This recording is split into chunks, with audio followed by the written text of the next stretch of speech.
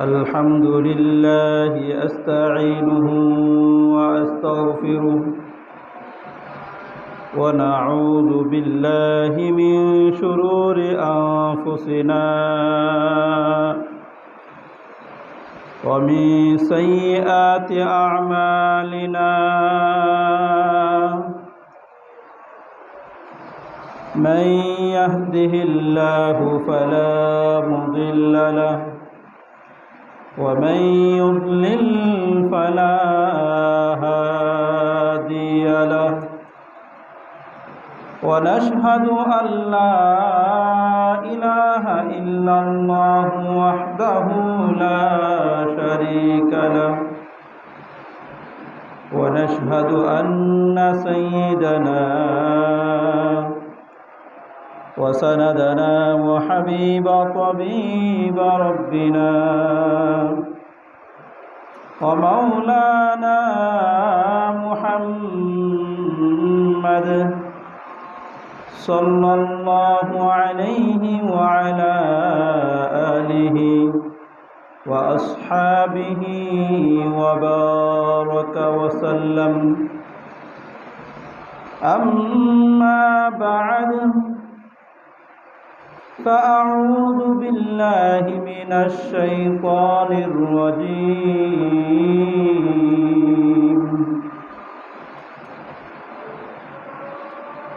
بسم الله الرحمن الرحيم ولله على الناس حج البيت من استطاع إليه سبيلا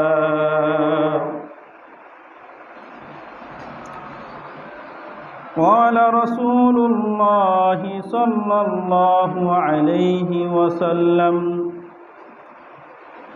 من رأى هلال ذي الحجة وأراد أن يضحي فلا يأخذن من شعره ولا من أظفاره أو كما قال عليه الصلاة والسلام سبحانك لا علم لنا إلا ما علمتنا إنك أنت العليم الحكيم سبحانك لا فهم لنا إلا ما فهمتنا إنك أنت الجواد الكريم আমরা সকলে দুরূদ ইব্রাহিম পড়ি আল্লাহুম্মা সাল্লি আলা মুহাম্মাদিন ওয়া আলা আলি মুহাম্মাদ কামা সাল্লাইতা আলা ইব্রাহিম ওয়া আলা আলি ইব্রাহিম ইন্নাকা হামিদুম মাজিদ اللهم بارك على محمد وعلى آل محمد كما باركت على إبراهيم وعلى آل إبراهيم إنك حميد مجيد معزز محترم মুসল্লিয়ান کرام মহান আল্লাহ জাল্লা শানুর দরবারে লাখো কোটি শুকর লাখো কোটি সুজুদ যে মহান আল্লাহ তাআলা আমাদেরকে জুমার সালাত আদায় করার জন্য আল্লাহ তাআলা তার ঘর মসজিদের মাঝে আমাদেরকে আসার তৌফিক দান করেছেন। তাই সেই মহান আল্লাহ তাআলার দরবারে দিল থেকে কালিমাতুশ শুকর আদায় করি, সকলে বলি আলহামদুলিল্লাহ।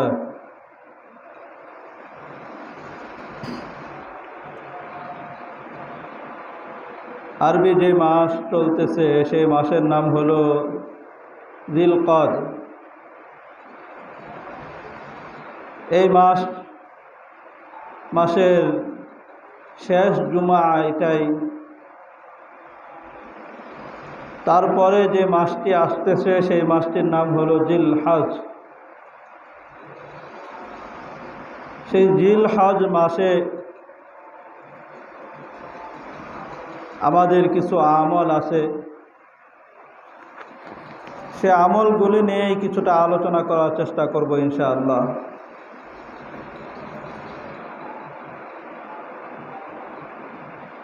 সাতটি আমলের কথা বলা হবে। এক নাম্বার, জিলহজ মাসের চাঁদ দেখা দেওয়ার পূর্বেই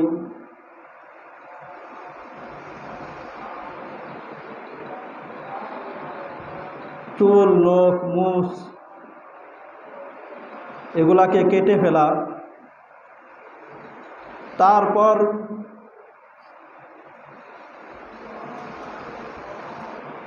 জিলহজ মাসের 10 তারিখ পর্যন্ত এগুলা না কাটা, তারপরে কুরবানির দিনে কাটা।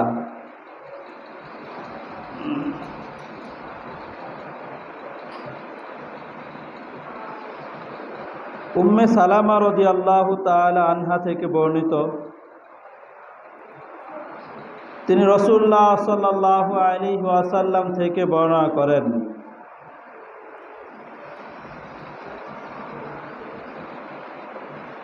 قال رسول الله صلى الله عليه وسلم, রাসূলুল্লাহ সাল্লাল্লাহু আলাইহি ওয়াসাল্লাম বলেছেন। হাদিসটি এসেছে তিরমিজি শরীফের 1523 নম্বর হাদিস। রাসূল বলেন, মান রাআ হিলাল যিল হিজ্জাতি ওয়া আরাদা আন ইউযহিয়া ফালা ইয়াখুযান্না মিন শা'রিহি ওয়ালা মিন আযফারিহি। রাসূলুল্লাহ সাল্লাল্লাহু আলাইহি ওয়াসাল্লাম বলেন, যে জিলহজ মাসের চাঁদ দেখল, নতুন চাঁদ দেখেছে, এবং ওয়া আরাদা আন ইউযহিয়া, এবং কুরবানি করার নিয়ত করেছে, ফালা ইয়াখুযান্না মিন শা'রিহি ওয়ালা মিন আযফারিহি, সে যেন নিজের চুল ও নখ কুরবানি পর্যন্ত না কাটে। তাহলে যে কুরবানির নিয়ত করেছে তার জন্য উচিত হলো সে চুল, নখ এগুলাকে না কেটে কুরবানি পর্যন্ত কাটবে না, জিলহজ মাসের চাঁদ দেখা যাওয়ার পর থেকে।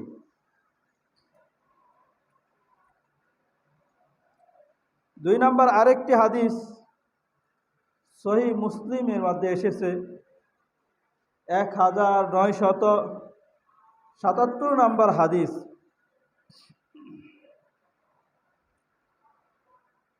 عن أم سلمة رضي الله تعالى عنها أن النبي صلى الله عليه وسلم قال, উম্মে সালামা রাদিয়াল্লাহু তাআলা আনহা রাসূলুল্লাহ সাল্লাল্লাহু আলাইহি ওয়াসাল্লাম থেকে বর্ণনা করেন, তিনি বলেন, রাসূলুল্লাহ সাল্লাল্লাহু আলাইহি ওয়াসাল্লাম বলেছেন, ইযা রাআইতুম হিলাল যিল হিজ্জাহ, যখন তোমরা জিলহজ মাসের চাঁদ দেখো, ওয়া আরাদা আহাদুকুম আন ইউযহিয়া, এবং তোমাদের কেউ কুরবানিরও নিয়ত করে, ফালইউমসিক আন শা'রিহি ওয়া আযফারিহি, সে যেন তার চুল, তার নখ এগুলাকে ছেড়ে দেয়, এগুলাকে না কাটে। এটা এই দুইটা হাদিস দ্বারা তো বুঝলাম যারা কুরবানি দিবে তারা যেন এই আমলটা করে, চুল নখ গুলাকে না কাটে। কিন্তু যারা কুরবানি দেওয়ার নিয়ত করে নাই, কুরবানির সামর্থ্য আল্লাহ তাআলা দেয় নাই, দিতে পারছে না, তারাও কি এই আমল করবে কিনা? হ্যাঁ, তারাও এই আমল করবে। আরেকটি হাদিস শুনলে আমরা বুঝতে পারবো। সুনানে নাসাইর 4365 নম্বর হাদিস, আন আব্দুল্লাহ ইবনে আমর ইবনে আস, আব্দুল্লাহ ইবনে আমর ইবনে আস রাদিয়াল্লাহু তাআলা আনহু, আন্না রাসূলুল্লাহি সাল্লাল্লাহু আলাইহি ওয়াসাল্লাম قال, আব্দুল্লাহ ইবনে আমর ইবনে আস রাদিয়াল্লাহু তাআলা আনহু থেকে বর্ণিত, তিনি বলেন রাসূলুল্লাহ সাল্লাল্লাহু আলাইহি ওয়াসাল্লাম বলেছেন, ক্বালা লিরাজুলিন, রাসূল সাল্লাল্লাহু আলাইহি ওয়াসাল্লাম এক ব্যক্তিকে বললেন, উমিরতু বিয়াউমিল আযহা ঈদান, উমিরতু আমাকে আদেশ করা হয়েছে, বিয়াউমিল আযহা ঈদান, বিয়াউমিল আযহা কুরবানির দিনকে ঈদে পরিণত করার জন্য, কুরবানির দিনকে ঈদ পালন করার জন্য, ঈদের দিন করার জন্য আমাকে আদেশ করা হয়েছে। কুরবানির দিন, ঈদের দিন, এই দিনকে ঈদের দিন হিসাবে নির্ধারণ করার জন্য আমাকে আদেশ করা হয়েছে। জাআলাল্লাহু আযজা ওয়া জাল লিহাযিহিল উম্মাহ, আল্লাহ তাআলা এই উম্মতের জন্য, আল্লাহ তাআলা এই উম্মতের জন্য এটাকে আল্লাহ তাআলা নির্ধারণ করেছেন।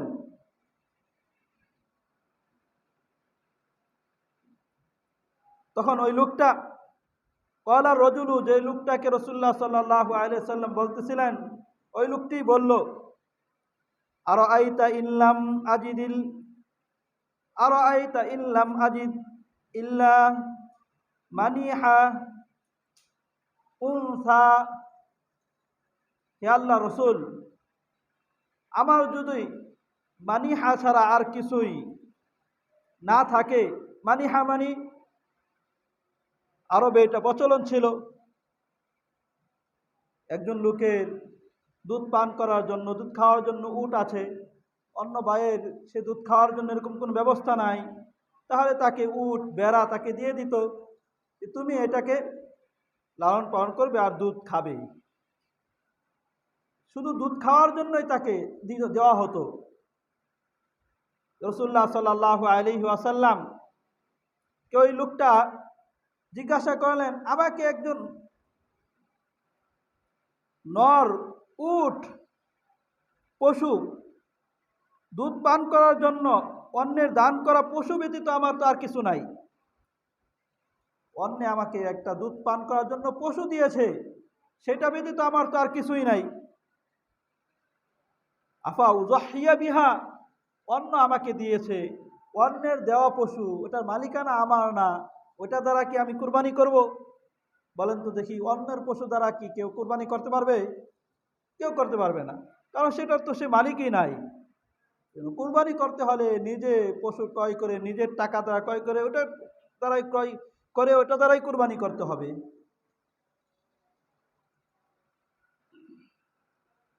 ক্বালা লা, রাসূলুল্লাহ সাল্লাল্লাহু আলাইহি সাল্লাম বললেন, না, তুমি পারবে না, ওটা দ্বারা করবে না।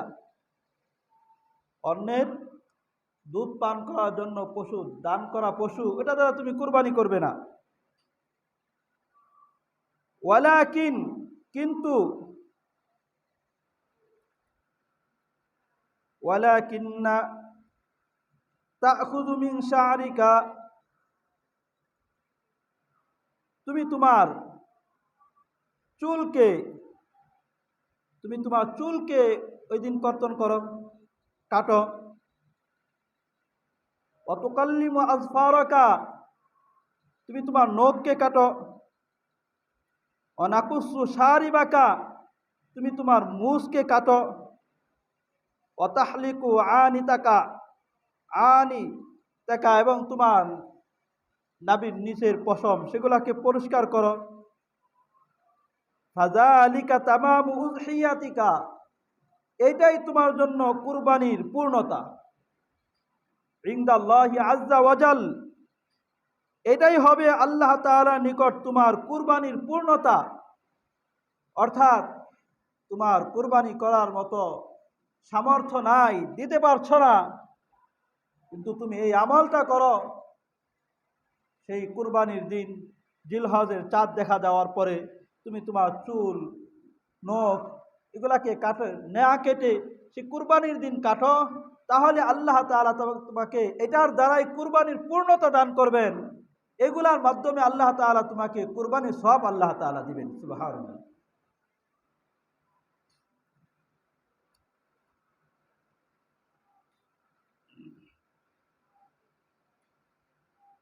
এই তো হাদিস দ্বারা বুঝতে পারলাম,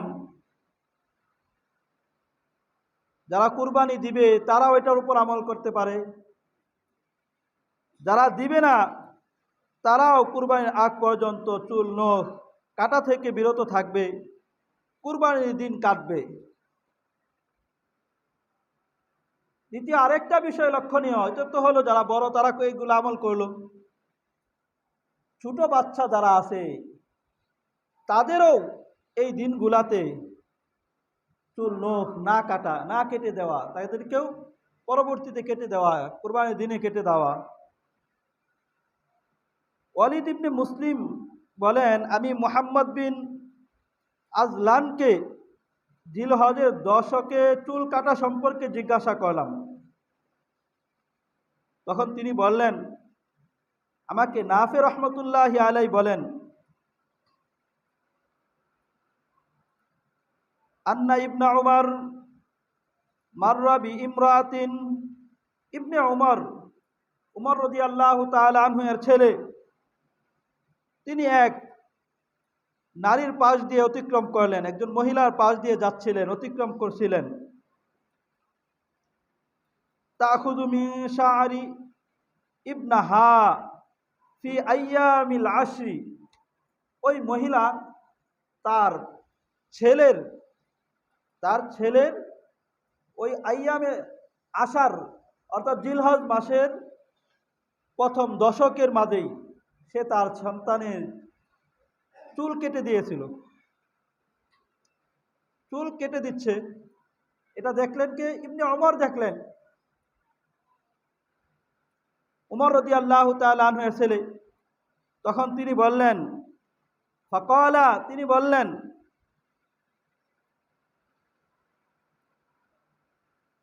লাউ আখারতিহি ইলা ইয়াউমিন নাহরি কানা আহসানা, হে মহিলা, তুমি যদি এই যে চুল কেটে দিচ্ছ তাকে, এই দশক জিলহজের প্রথম দশকের মাঝে যে চুল কেটে দিচ্ছ, তুমি যদি একটু বিলম্ব করতা, অর্থাৎ এই প্রথম দশক পার হয়ে যাওয়ার পরে কেটে দিতা, কানা আহসানু, কানা আহসানা, তাহলে এটা অনেক উত্তম হতো, ভালো হতো। এটা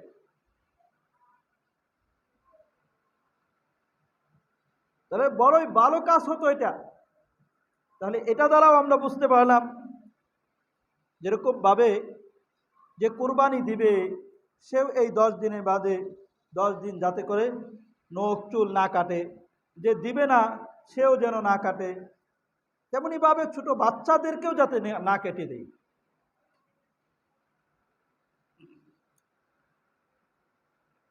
জিলহজের প্রথম দশকের দ্বিতীয় নাম্বার আমল হলো ঈদের দিন ছাড়া, ঈদের দিন ছাড়া বাকি 9 দিন, জিলহজের 1 থেকে শুরু করে বাকি 9 দিন রোজা রাখা। জিলহজের প্রথম দশক তথা 9 জিলহজ পর্যন্ত রোজা রাখার চেষ্টা করা। হাদিস শরীফের মধ্যে এসেছে, সুনানে আবু দাউদের মধ্যে এসেছে, হাদিস নম্বর হলো 2437 নম্বর হাদিস। হুনাইদা ইবনুল খালিদ রহমতুল্লাহি আলাইহি তার স্ত্রী হতে, এবং তিনি নবী করিম সাল্লাল্লাহু আলাইহি ওয়াসাল্লাম এর কোনো এক স্ত্রীর সূত্র থেকে বর্ণিত। তিনি বলেন কানা রাসূলুল্লাহ সাল্লাল্লাহু আলাইহি ওয়াসাল্লাম ইয়াসুমু তিসআ যিল হিজ্জাহ ওয়া ইয়াওমা আশুরা ওয়া সালাসাতা আইয়ামিন মিন কুল্লি শাহরিন আউয়ালা ইসনাইনি মিনাশ শাহরি ওয়াল খামিসি। তিনি বলেন রাসূলুল্লাহ সাল্লাল্লাহু আলাইহি ওয়াসাল্লাম জিলহজ মাসের 9 তারিখ পর্যন্ত, 1 থেকে 9 তারিখ পর্যন্ত,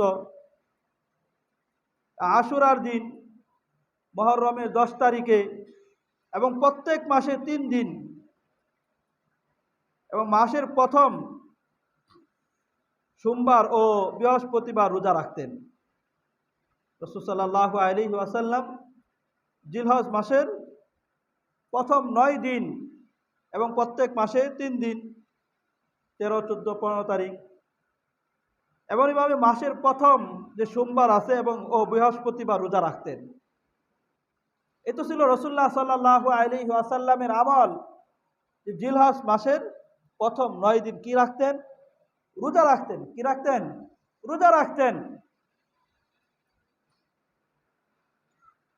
অপর আরেকটি হাদিস থেকে আমরা, সুনানে নাসাইর মধ্যে এসেছে 2415 নম্বর হাদিস,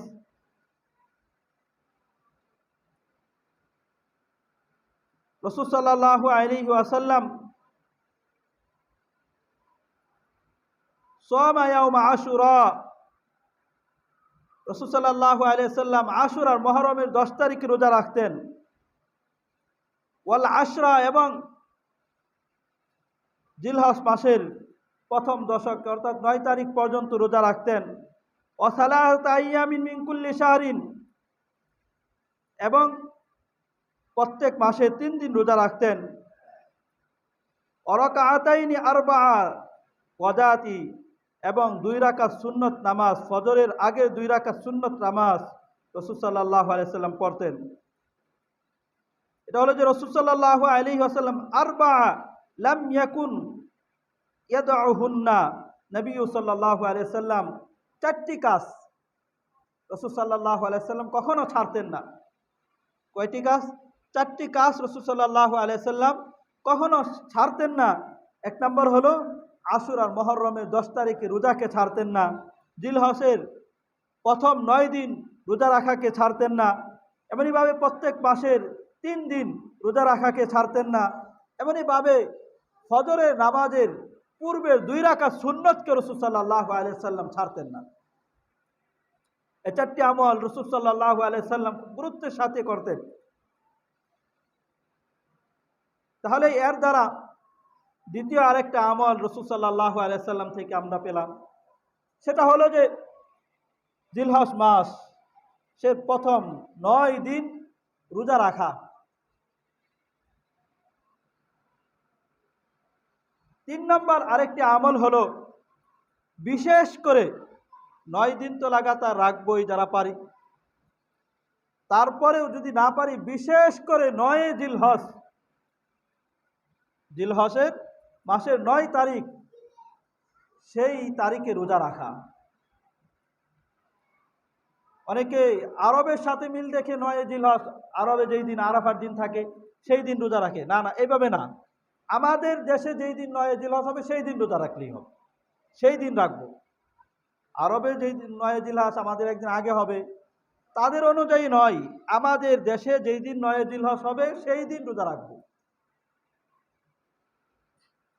রাসূলুল্লাহ সাল্লাল্লাহু আলাইহি সাল্লামের হাদিসের মধ্যে এসেছে, হাদিসটি এসেছে সহিহ মুসলিমের মধ্যে 1162 নম্বর হাদিস।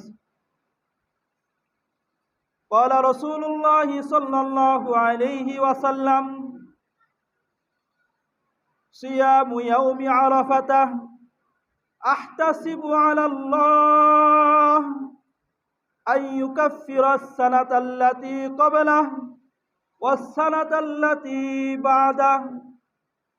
রাসূলুল্লাহ সাল্লাল্লাহু আলাইহি ওয়াসাল্লাম বলেন, সিয়ামু ইয়াউমি আরাফাতা, আরাফার দিনের রোজা, অর্থাৎ 9 জিলহজ মাসের 9 তারিখের রোজা।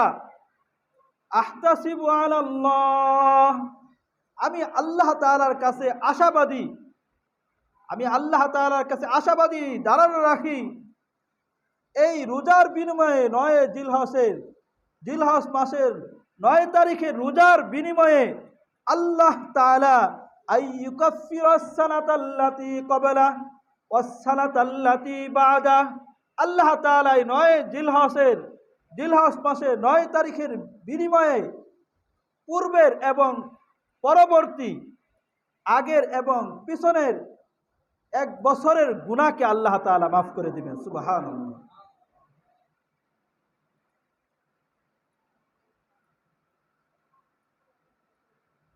তাহলে জিলহজ মাসের 9 তারিখ বিশেষভাবে এই দিনের রোজা রাখা। 4 নম্বর আমাদের আমল হলো বেশি বেশি জিকির করা এই দিনগুলাতে। এই দিনগুলা জিলহজ মাসের 10 দিন বড়ই গুরুত্বপূর্ণ দিন, ফজিলতপূর্ণ দিন। এই দিনগুলাকে খেলাই কাটিয়ে না দিয়ে আল্লাহ তাআলার জিকির আসগারের মাঝে সময়কে ব্যয় করা, ইবাদত বন্দিগির মাঝে সময়কে ব্যয় করা, বেশি বেশি জিকির করা। আব্দুল্লাহ ইবনে উমর রাদিয়াল্লাহু তাআলা আনহু থেকে বর্ণিত, রাসূলুল্লাহ সাল্লাল্লাহু আলাইহি ওয়াসাল্লাম ইরশাদ করেন, মা মিন আইয়ামিন আ'যামু ইনদাল্লাহ, আল্লাহ তাআলার নিকট আশারায়ে জিলহজের 10 দিনের আমলের চেয়ে অধিক মহৎ এবং অধিক প্রিয় অন্য কোনো দিনের আমল নেই।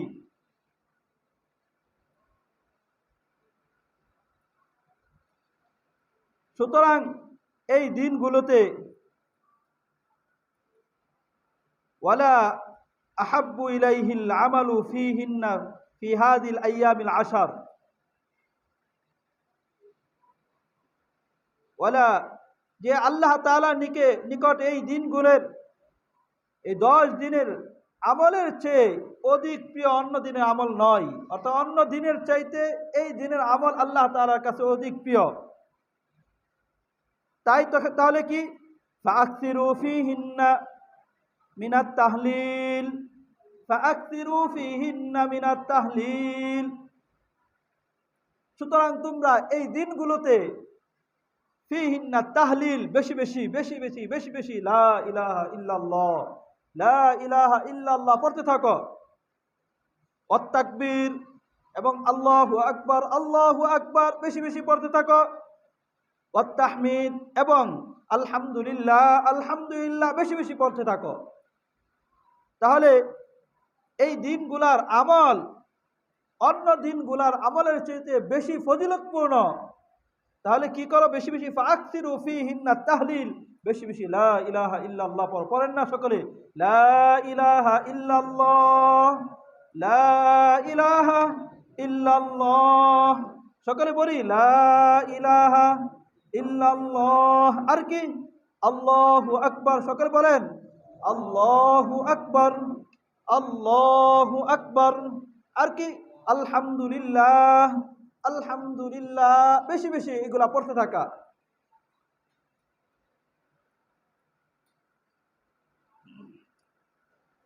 5 নম্বর, এই দিনগুলার মাঝে আমল হলো তাকবীরে তাশরিক।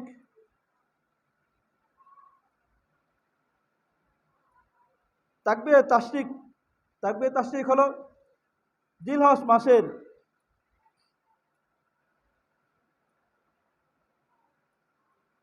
11, 12, 13 তারিখে পরিভাষায় আইয়ামে তাশরিক বলা হয়।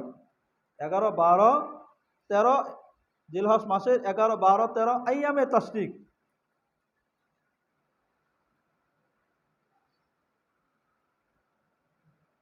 আল্লাহ তাআলা কুরআনুল পাকের সূরাতুল বাকারার 203 নম্বর আয়াতের মাঝে আল্লাহ তাআলা বলেন, ওয়াযকুরুল্লাহ ফি আইয়ামিম মা'দুদাত।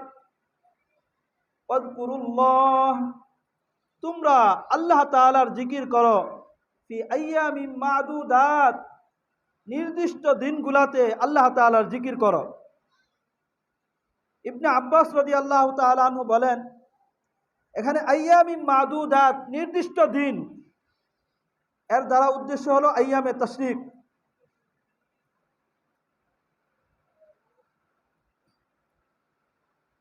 আল্লাহ তাআলার বরত্ব ও প্রশংসা যে 9 জিলহজ থেকে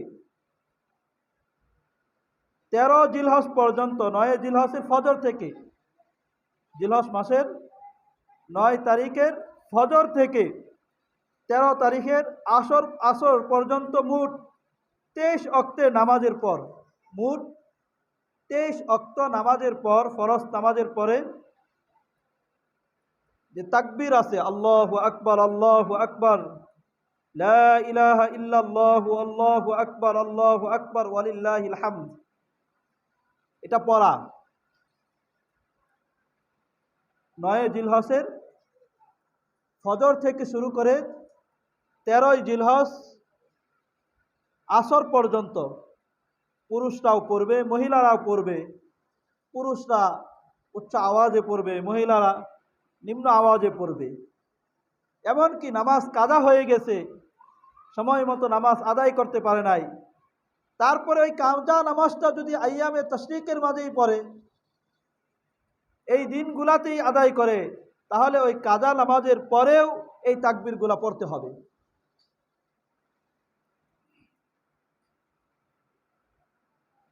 যে তাহলে আইয়ামে তাশরিক 9 জিলহজের ফজর থেকে 13 জিলহজ ফজর পর্যন্ত যে তাকবীরটা পড়বে, সেই তাকবীরটা হলো আল্লাহু আকবার, আল্লাহু আকবার, লা ইলাহা ইল্লাল্লাহু, আল্লাহু আকবার, আল্লাহু আকবার, ওয়ালিল্লাহিল হামদ।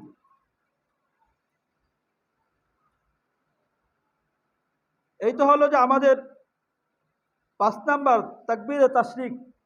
এই তাকবীরে তাশরিক যেই দিনগুলাতে এই তাকবীরে তাশরিক পড়া হয়, সেই দিনগুলাতে তাকবীরে তাশরিকগুলাকে পড়া। আর তাকবীরে তাশরিক এটা আমরা সকলে পড়ি, আল্লাহু আকবার, আল্লাহু আকবার, পড়েন না সকলে? আল্লাহু আকবার, আল্লাহু আকবার, লা ইলাহা ইল্লাল্লাহু, আল্লাহু আকবার, আল্লাহু আকবার, ওয়ালিল্লাহিল হামদ।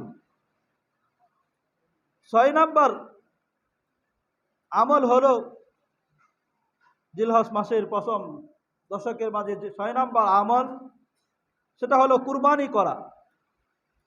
যাদেরকে আল্লাহ তাআলা সামর্থ্য দিয়েছেন, তারা যেন কুরবানিকে আমরা না ছাড়ি। কারণ হাদিসের মধ্যে এসেছে, কুরবানির পশুর প্রত্যেকটা পশমের বিনিময়ে আল্লাহ তাআলা বান্দাকে নেকি দান করেন। সুবহানাল্লাহ। একটা পশুর মাঝে কতগুলো পশম থাকে, সেই পশমের বিনিময়ে আল্লাহ তাআলা নেকি আর সওয়াব আর আজর দিবেন, প্রতিদান দিবেন আল্লাহ তাআলা। আর আল্লাহ তাআলা কুরবানির সামর্থ্য দিয়েছেন, কুরবানি দেওয়ার মতো অর্থ করি আল্লাহ তাআলা দিয়েছেন, সম্পদ দিয়েছেন। তারপরেও যদি সে কুরবানি না করে, রাসূল সাল্লাল্লাহু আলাইহি সাল্লাম তাকে বলেছেন সে যেন আমার ঈদগাহের মাঝে না আসে। রাসূল সাল্লাল্লাহু আলাইহি সাল্লাম সে উম্মতের জন্য দরদ থাকার পরেও তার ব্যাপারে রাসূল সাল্লাল্লাহু আলাইহি সাল্লাম এতটা ধমকি সুরে বলেছেন। আর কুরবানির দিনের মাঝে সবচেয়ে বড় আমল এটাই যে কুরবানি করা। সুনানে আবু দাউদের মধ্যে 1765 নম্বর হাদিসের মধ্যে এসেছে, আব্দুল্লাহ ইবনে কুরত রাদিয়াল্লাহু তাআলা আনহু থেকে বর্ণিত, রাসূলুল্লাহ সাল্লাল্লাহু আলাইহি সাল্লাম বলেন, ইন্না আ'যামাল আইয়ামি ইনদাল্লাহ ইয়াওমান নাহরি, ইন্না আ'যামাল আইয়ামি ইনদাল্লাহি ইয়াওমুন নাহরি। কুরবানির দিনে আল্লাহ তাআলার কাছে অধিক প্রিয়তম বড় আমল হলো, সেই দিনে বড় আমল হলো কুরবানি করা। জিলহজ মাস 10 জিলহজ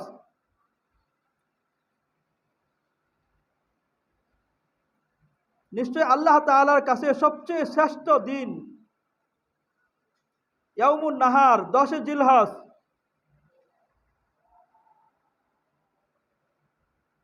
সবচেয়ে শ্রেষ্ঠতম দিন হলো 10 জিলহজ, তারপর 11 জিলহজ, যেই দিন মানুষ মিনায় অবস্থান করে।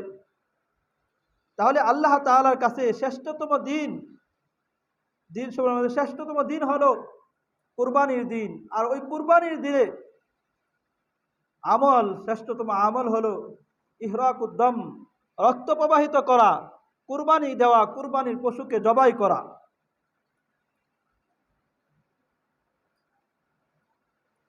সুনান ইবনে মাজার মধ্যে এসেছে 3931 নম্বর হাদিস, রাসূল সাল্লাল্লাহু আলাইহি ওয়াসাল্লাম বলেন, আলা ইন্না আহরামাল আইয়ামি ইয়াউমুকুম হাযা, জেনে রাখো তোমাদের এই দিন সবচেয়ে সম্মানিত দিন। এই দিনটা সবচেয়ে সম্মানিত দিন, জিলহজের মাসের 10 তারিখ, এটা সবচেয়ে সম্মানিত দিন। আর এই দিনের আমল হলো আল্লাহ তাআলার জন্য কুরবানির পশুকে জবাই করা। জিলহজ মাসের প্রথম দশকের 7 নম্বর আমল হলো সামর্থ্য আল্লাহ তাআলা যাদেরকে দিয়েছেন, সামর্থ্যবান যারা আছেন তাদের জন্য হজ করা, হজে যাওয়া। আল্লাহ তাআলা সূরাত আলে ইমরান এর 97 নম্বর আয়াতের কারিমার মাঝে আল্লাহ তাআলা বলেন, ওয়ালিল্লাহি আলান নাসি হিজ্জুল বাইতি মান ইসতাতা ইলাইহি সাবিলা ওয়া মান কাফারা ফাইন্নাল্লাহা গনিয়্যুন আনিল আলামিন। আল্লাহ তাআলা যাদেরকে হজ করার সামর্থ্য দিয়েছেন তাদের জন্য আল্লাহ তাআলার জন্য হজ করা, কাবা গৃহে হজ করা তাদের জন্য আবশ্যক, ফরজ করে করা হয়েছে। যাদেরকে আল্লাহ তাআলা হজে যাওয়ার মতো সামর্থ্য দিয়েছেন, শরীর সুস্থ আছে, টাকা পয়সাও আছে, রাস্তাঘাট নিরাপদ আছে, তারপরে তার টাকা পয়সাও আছে, তাহলে তার জন্য হজ করা আল্লাহ তাআলা ফরজ করে দিয়েছেন। সে যদি হজ না করে, ওমান কাফারা, সে যদি আল্লাহ তাআলার বিধানকে অস্বীকার করে, তাহলে তার জেনে রাখা উচিত যে সে জেনে রাখুক, ভালো করে জানুক, ফাইন্নাল্লাহা গনিয়্যুন আনিল আলামিন, ফাইন্নাল্লাহা গনিয়্যুন আনিল আলামিন, আল্লাহ তাআলা সমস্ত বিশ্ব থেকে, জাহান থেকে অমুখাপেক্ষী সে বান্দা আল্লাহ তাআলার জন্য, এই না যে আল্লাহ তাআলা তার হজের জন্য মুখাপেক্ষী, সে হজ করবে আল্লাহ তাআলা তার মুখাপেক্ষী, তেমন না। বরং সে যদি আল্লাহ তাআলার বিধানকে পালন করে তাহলে সে নিজেই লাভবান হবে। আর ফজিলত সম্পর্কে তো, এই হজের ফজিলত সম্পর্কে আমরা আগেও আরো শুনেছি। সহিহ বুখারীর মধ্যে এসেছে 1521 নম্বর হাদিস, قال رسول الله صلى الله عليه وسلم মান হাজ্জা লিল্লাহ, যে ব্যক্তি আল্লাহ তাআলার জন্য হজ করে, ফালাম ইয়াফসুক ফালাম ইয়ারফুস ওয়ালাম ইয়াফসুক, আর সে হজের মাঝে গিয়ে কোনো অশ্লীল কথাবার্তা বলে না, হজের মাঝে গিয়ে সে অশ্লীল কোনো কথাবার্তা বলে না এবং কোনো গুনাহের কাজ করে না, রাজা কায়াউমিন ওয়ালাদাতহু উম্মুহু, তাহলে সে হজ থেকে ফিরবে নবজাতক শিশু যেরকম ভাবে মায়ের গর্ভ থেকে গুনাহ মুক্ত ভাবে, কোনো গুনাহ থাকে না, নিষ্পাপ হয়ে সে ভূমিষ্ঠ হয়, ঠিক তদ্রূপ ওই হাজী সাহেব সে ঘরে ফিরবে নবজাতক শিশুর মতো গুনাহ মুক্ত অবস্থায় সে ঘরের মাঝে ফিরবে। সুবহানাল্লাহ। তাহলে আল্লাহ তাআলা আমাদের যাদেরকে হজে যাওয়ার মতো সামর্থ্য দিয়েছেন, তাদেরকেও, যাদের সামর্থ্য নাই তাদেরকেও আল্লাহ তাআলা হজ করার তৌফিক দান করেন। সকলে বলি আমিন। তাহলে আমরা জিলহজ মাসের প্রথম দশকে কিছু আমলের কথা বলতেছিলাম, 7টি আমলের কথা বলছিলাম। 1 নম্বর হলো চুল, নখ, মুছ ইত্যাদি না কাটা। জিলহজের চাঁদ দেখার আগে এগুলাকে কেটে নেওয়া, তারপরে 10 জিলহজে কাটা, কুরবানির দিনে কাটা। 2 নাম্বার ঈদের দিন ছাড়া বাকি 9 দিন, 9 জিলহজ পর্যন্ত রোজা রাখা। 3 নম্বর বিশেষভাবে 9 জিলহজ আরাফার দিনে সেই দিনে রোজা রাখা। 4 নম্বর বেশি বেশি জিকির করা। 5 নম্বর তাকবীরে তাশরিক, আল্লাহু আকবার লা ইলাহা ইল্লাল্লাহু আল্লাহু আকবার ওয়ালিল্লাহিল হামদ, এটা পড়া। 5 নম্বর তাকবীরে তাশরিক পড়া। 6 নম্বর কুরবানি করা। 7 নম্বর যাদেরকে আল্লাহ তাআলা সামর্থ্য দিয়েছেন তারা যেন এই দিনগুলোতে হজ, আল্লাহ তাআলার বিধান, এটাকে পালন করে। আল্লাহ তাআলা আমাদের সকলকেই বোঝার এবং আমল করার তৌফিক দান করেন। সকলে বলি আমিন।